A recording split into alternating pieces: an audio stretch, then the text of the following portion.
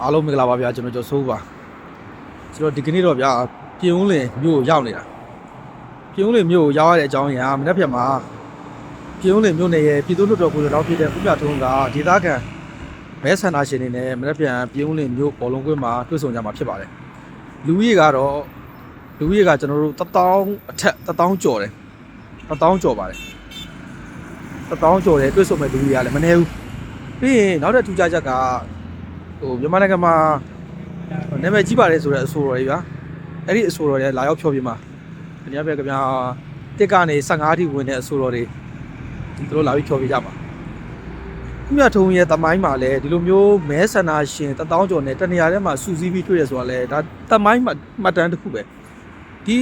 2025ရွေးကောက်ပွဲမှာပေါ့လက်ရှိကျွန်တော်တို့ရောက်တဲ့အချိန်ဆိုပထမပိုင်းရွေးကောက်ပွဲမှာပေါ့ဒီလိုမျိုးလွတ်တော်ကိုယ်စားလှယ်လောင်းတယောက်ကသူ့ရဲ့မြို့နယ်မှာမဲဆန္ဒရှင်1000ကျော်နဲ့တနေရာထဲတွေ့ရဆိုတာကျွန်တော်ဘယ်နေရာမှမရှိခဲ့ပါဘူးမြို့နယ်အစ်စ်မှာမရှိခဲ့ပါဘူးဒါပထမဆုံးပါဒါ2025ရွေးကောက်ပွဲမှာဦးမြထွန်းကဒေသခံမဲဆန္ဒရှင်1000ကျော်နဲ့တနေရာထဲမှာစုစည်းနိုင်ခဲ့တယ်တွေ့ဆုံနိုင်ခဲ့တယ်ဆိုတာမှတ်တမ်းပါကျွန်တော်တို့လည်းဦးမြထွန်းရဲ့ဒီမဲဆွယ်စီအိုရေးခီးစဉ်တွေနဲ့ပတ်သက်ပြီးကျွန်တော်တို့တောက်လျှောက်လိုက်ခဲ့ပါတယ်လိုက်တဲ့ကမှာဦးမြထွန်းကကျွန်တော်တို့ဒေသခံပြည်သူတွေနဲ့မဲဆွယ်စီအိုရေးစကားတွေပြောကြတယ်ပေါ့ဗျာမဲဆွယ်စီအိုရေးစကားတွေပြောတဲ့အခါမှာထူးခြားချက်ကကျွန်တော်တချို့သောမဲဆွယ်စီအိုတွေဆိုဗျာအောက်မှာလာတက်တဲ့အသက်အရွယ်တန်းကိုမကြည့်ဘူးပြောစရာပြောချလိုက်တာပဲကိုယ့်ရဲ့စကားဒီလွှာတွေလက်ခံလားလက်မခံဘူးလားအဲ့လိုမစင်တော့ဘူးဗျာဦးမြထွန်းကတော့အဲ့လိုမဟုတ်ဘူးလူငယ်တွေနဲ့တွေ့တဲ့အခါမှာဒီလူငယ်တွေလမ်းမမရောက်ဖို့လူငယ်တွေဘဝတက်လန်းတွေဖြောင်းဖို့အတွက်ဒါလူငယ်တွေရင်ပတ်ထဲကိုရောက်တဲ့အရာကိုရိုက်ထည့်ပြလိုက်တယ်အဓိကမမှားဘူးပေါ့ဗျာလမ်းမမရောက်ဖို့ပေါ့ဒါတွေကိုဟိုပြောတယ်ပေါ့ဗျာဒါတွေပြောတယ်နောက်ထပ်ကကျွန်တော်တို့ဒီလူကြီးပိုင်းနေနဲ့တွေ့မယ်တောင်သူတွေနဲ့တွေ့မယ်ဆိုရင်လည်းဒီအဖိုးဖွားတွေနဲ့ကျွန်တော်တို့လေချောင်းကြပြီးတဟားဖြစ်နေအောင်ပြောနိုင်တယ်ကျွန်တော်ထင်တော့မထင်တော့ဘူးအဲ့လောက်ကြီးကျွန်တော်တို့ပေါ့အရင်အဲ့လိုဖြစ်လူလူနဲ့ဥမြထုံးရဲ့ကြားမှာလေဒီလိုမျိုးဆက်ဆံရေးဒီလောက်ရှိမှလို့ကျွန်တော်တို့ထင်မထားဘူးသို့တော်လည်းပဲဥမြထုံးကဒီစကားပြောဆွမ်းရင်အရင်ကောင်းတယ်စကားပြောဆက်ရင်အရင်ကောင်းတဲ့ခါကျတော့ဒီအကုန်လုံးနဲ့တဝါးဝါနေပေါ့အသက်ကြီးတဲ့အဖိုးဖွားတွေဆိုတော့တဝါးဝါနေပဲပြီးရင်ကျွန်တော်တို့ဒီလူလက်တန်းစားပေါ့လူလက်ပိုင်းတွေပေါ့လူလက်ပိုင်းတွေဆိုလည်းပဲဒီလူလက်ပိုင်းတွေနဲ့ပတ်သက်တဲ့သူတို့နားလဲတဲ့သူတို့လက်ခံတဲ့သူတို့စကလုံးတွေနဲ့ကျွန်တော်တို့စီယိုရင်းလုပ်တယ်ပြီးရင်ဒီဒေသခံပြည်သူတွေကကျွန်တော်နောက်ပိုင်းသူတို့တွေ့ဆုံမှုနဲ့ပယ်ပြီးတဲ့အခါမှာသူတို့တင်ပြကြတယ်ပေါ့တင်ပြကြတယ်အဓိကတင်ပြချက်ကဒီပြုံးလိုမျိုးနဲ့မှာဖြစ်နေတာကျွန်တော်တို့သိရတာဒေသခံပြည်သူတွေတင်ပြချက်မှာဆိုရင်ပြုံးလိုမျိုးနဲ့မှာကဒီပြည်ထဲကြီးအမြင်မပေါက်တဲ့ရွာတွေအများကြီးပဲရွာတွေကရွာကြီးတွေအများကြီးပဲပြည်ထဲအမြင်မပေါက်သူတို့မေးလိုက်ဒီရွာတွေကနှစ်ပေါင်း60ကျော်ပြီး80ကျော်ပြီး80ကျော်ပြီးရောဗျာအဲ့လိုတွေပြောကြတယ်အဖိုးဖွားတွေကဆိုပြောကြတယ်ဒါပေမဲ့အဲ့ရွာတွေပြည်ထဲအမြင်မပေါက်ဘူးဒီရွာတွေပြည်ထဲအမြင်ပေါက်ဖို့အတွက်ဒါဦးမြထုံးအနေနဲ့စောင်းဝဲပေးဖို့တင်ပြကြတယ်ပြီးတော့ကျွန်တော်တို့စာတင်ကျောင်းတွေအစ်စ်မြင်ပေးဖို့လန်ဒရာတွေအစ်စ်မြင်ပေးဖို့ဒါတွေတင်ပြကြတယ်ဟိုစာတင်ကျောင်းတွေဆိုတိုးချက်ကျင်တာပေါ့တိုးချက်ကျင်ကြတယ်ပေါ့တင်ပြကြတဲ့ကမှာဦးမြထုံးကသူရိုးသားပဲပြောပါတယ်ဒါတချို့ကိုယ်စားဆိုတာကျွန်တော်လုပ်ပေးမယ်ဒါပဲပြောမှာပေါ့ဒါပေမဲ့သူမပြောပါဘူးကျွန်တော်ကိုမဲပေးရွေးချယ်ပြီးတဲ့နောက်ကျွန်တော်လွတ်တော်ကိုယ်စားလှယ်လောင်းကနေလွတ်တော်ကိုယ်စားလှယ်ဖြစ်လာမယ်လွတ်တော်ကိုယ်စားလှယ်ဖြစ်လာတဲ့အခါကျရင်ကျွန်တော်လွတ်တော်တွင်လွတ်တော်ပြင်ပကနေပြီးတော့ဒီအလုပ်တွေကျွန်တော်လုပ်ပေးမယ်အခုကျွန်တော်တို့လက်ရှိတင်ပြတဲ့အရာတွေကျွန်တော်အကုန်လိုက်မှတ်ထားတယ်ဒါတွေကိုကျွန်တော်ဆောင်ရွက်ပေးမယ်ကျွန်တော်ဆောင်ရွက်ပေးပါမယ်ကျွန်တော်လွတ်တော်ကိုယ်စားလှယ်ဖြစ်လာတဲ့အခါကျရင်ကျွန်တော်ဆောင်ရွက်ပေးပါမယ်တဲ့လက်ရှိကကျွန်တော်ကလွတ်တော်ကိုယ်စားလှယ်လောင်းဘဝဖြစ်တဲ့အတွက်ကျွန်တော်လက်တလုံးမှာတော့ဒါတွေဆောင်ရွက်ပေးနိုင်ခြင်းမရှိသေးပါဘူးတဲ့ဒီလိုမျိုးရှင်းပါတယ်ပြီးရင်ကျွန်တော်တို့ပြည်ထဲညီပေါဖို့အတွက်အကြည့်ရတော့ပြည်ထဲညီပေါအတွက်သူရဲ့အချက်လက်တွေပါလိုက်လို့လဲဒီချက်လက်တွေပတ်သက်ပြီးကျွန်တော်ဆောင်ရွက်ပေးပါမယ်ဒါလေးရှင်းပြပါတယ်နောက်ထပ်ဥမြထုံးအနေနဲ့ကျွန်တော်မြင်ရတဲ့အမြင်ပါဗျာဥမြထုံးကလွတ်တော်ကိုယ်စားလှယ်လောင်းဘဝကနေပြီးတော့မဲဆန္ဒရှင်တွေရွေးချယ်လို့လွတ်တော်ကိုယ်စားလှယ်ဖြစ်ပြီးဆိုရင်ရင်ဆိုင်ရမှာကကျွန်တော်ဒီပြည်ုံးလေးမြို့နယ်မှာကတက်တော်မြေတွေအစိုးရပိုင်မြေတွေကျူးထားတာတွေအများကြီးပဲဗျာကျွန်တော်တော်တော်တွေ့ရတယ်တချို့သောနေရာတွေမှာဆိုကျွန်တော်ဒီခြံစည်းရိုးတွေခတ်ထားတာတွေ့ရတယ်ငုတ်တွေရိုက်ထားတယ်ဗျာငုတ်တွေရိုက်ထားတယ်သူကျူးနဲ့ကာထားတယ်တချို့သောနေရာမှာအုတ်တိုင်းနေနဲ့ခတ်ထားတယ်တထေးကျူးတွေအများကြီးပဲနိုင်ငံပိုင်မြေတွေပေါ်မှာကျူးကျင်တယ်ကျူးတာတထေးကျူးတွေအများကြီးပဲဗျာခင်ဗျာလွတ်တော်မလို့အကုန်လုံးကသူတို့မြေတွေပဲပြည်ုံးလေးမြို့လိုက်ထွက်ကြည့်လိုက်ကြိုက်တဲ့နေရာထွက်အဲ့ဒီအရာတွေအများကြီးပဲဒါတွေကိုဥပဒေတော့ရှင်းရတော့မှာ ဘလိုပုံစံနဲ့ရှင်းမလို့ကျွန်တော်မသိဘူးတော့ရှင်းရတော့မှာအများကြီးပဲ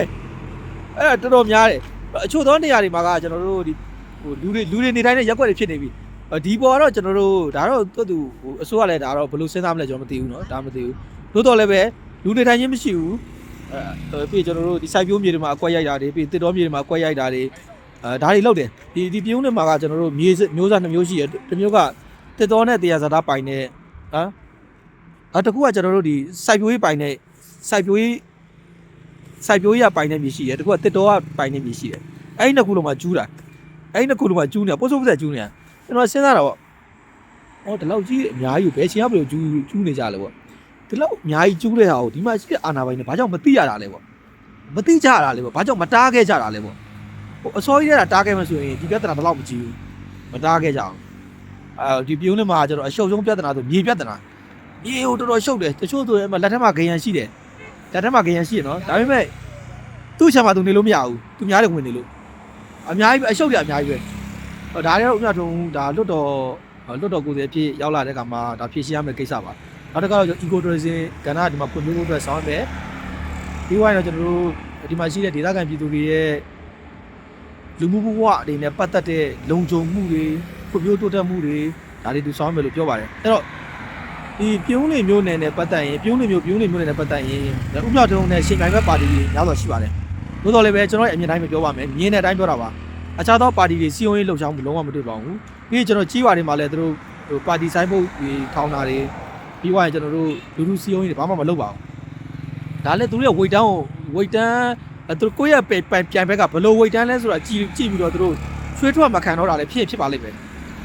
ဒါအဲ့ဒီလိုရှိပါဒါကျွန်တော်အရှိတရားပါဘသူမေဘယ်ပါတီတွေဒေသခံပြည်သူတွေတွေ့တယ်ဘသူနဲ့မဲဆွဲလဲမယ်ဒီအတမ်းပဲထွက်ပါလိမ့်မယ်အဲ့တော့ကျွန်တော်တို့သတင်းကိုပြန်ချုပ်ချင်ပါတယ်ပြုံးလေမျိုးနဲ့သူမျိုးနဲ့သားကြီးအနေနဲ့ဦးမြထုံးကိုရွေးချယ်မှုကကျွန်တော်လုံးဝမမားပါဘူးကျွန်တော်လည်းပြုံးလေမျိုးကနေပြောမဲပေးခွင့်ရတဲ့သူတယောက်ဆိုရင်တော့ဦးမြထုံးပဲမဲပေးမှာပါဦးမြထုံးကိုမဲပေးချအဖြစ်ဒါမမားဘူးကျွန်တော်အာမခံတယ်ဟိုအာမခံတယ်ကျွန်တော်သိတယ်ဗျာဟိုဦးမြထုံးရဲ့ကျွန်တော်ပါဝါဘယ်လောက်ကြီးလဲဆိုကျွန်တော်သိတယ်ဟိုကျွန်တော်တို့ဒီလူတယောက်ကိုစင်တကောင်တိုက်လိုက်တဲ့အားနဲ့ဟိုဖြုတ်တကောင်တိုက်လိုက်တဲ့အားမတူဦးမြထုံးကကျွန်တော်စင်လောက်အားရှိတယ်အားလုံးလုပ်ပေးပါလိမ့်မယ်ဒီဒေသဖွံ့ဖြိုးရေးနဲ့ပတ်သက်ရင်ဆောင်းပေးပါလိမ့်မယ်ဒါကြောင့်ကျွန်တော်ပြုံးလေမျိုးနဲ့သူမျိုးနဲ့သားအနေနဲ့ဦးမြထုံးကိုမဲပေးကြဖို့တိုက်တွန်းပေးချင်ပါတယ်ဒီလိုတိုက်တွန်းအချင်းအကြောင်းအရာကျွန်တော်တို့ကတိုင်းပြည်ကိုတိုးတက်စေချင်လို့တိုင်းပြည်ကိုချစ်လို့ဘသူ့ကိုနာစေဘသူ့ကိုတာစေဆိုတဲ့စိတ်မရှိပါဘူးကျွန်တော်တို့ကတော့တိုင်းပြည်မျက်နှာပဲကြည့်ပါတယ်ဟိုကျွန်တော်တို့ပြည်သူတွေမျက်နှာပဲကြည့်ပါတယ်ဒီမျက်နှာကြောင့်ပဲကျွန်တော်တို့ဒီစကားထွက်ပြောရတာဖြစ်ပါတယ်ဒါကျွန်တော်တို့ကတော့ပြောကြစကားရှင်းပုံမှန်လေးပဲပြောရပြဆဲချင်တဲ့ကောင်ဆဲပလေးတွေကျွန်တော်တို့ဒီလိုမျိုးရက်တည်တဲ့သူတွေကျွန်တော်တို့ကဘလို့အခက်အခဲမျိုးပဲဖြစ်ကျွန်တော်ရင်ဆိုင်ပြီးဖြတ်ကျော်အောင်မှာဖြစ်ပါတယ်အဲ့တော့တရင်ပြချုပ်ချင်တာကမနက်ဖြန်မှာကျွန်တော်ဦးမြထုံးကပြုံးမျိုးနယ်မှာရှိတဲ့မဲဆန္ဒရှင်အားလုံး1000ကျော်နဲ့မျိုးနယ်အားကစားကွင်းမှာတွေ့ဆုံမယ်ဒီမဲဆန္ဒရှင်တွေအားကစားကွင်းတွေကိုစပြီးတော့ကျွန်တော်ဝင်ရောက်မဲ့ချိန်9နိုင်လောက်ဆိုဝင်ကြပါ9နိုင်လောက်ဆိုတွေ့မှာပေါ့ဗျာ9နိုင်လောက်ဆိုတွေ့မှာပြီးရင်ကျွန်တော်တို့1ကနေ15ဝင်နဲ့မြန်မာနိုင်ငံမှာ1ကနေ15ဝင်နဲ့အစိုးရတွေအဲ့ဒီမှာဖြောပြပါလိမ့်မယ်ဒါကဦးမြထုံးရဲ့တမိုင်းမှတ်တိုင်ပါတမိုင်းမှတ်တိုင်ဆိုတဲ့နေရာမှာကျွန်တော်တို့2025ပထမအကြိမ်ကျင်းပတဲ့ရွေးကောက်ပွဲမှာလွတ်တော်ကိုယ်စားလှယ်အောင်တယောက်ကမိမိဒေသမှာရှိတဲ့မဲဆန္ဒရှင်တွေကိုအများဆုံးတနေရာထဲမှာစုစည်းနိုင်တဲ့လွတ်တော်ကိုယ်စားလှယ်အောင်ဖြစ်မှတ်တမ်းဝင်ကြောင်းပါအားလုံးကျေးဇူးတင်ပါတယ်ဗျ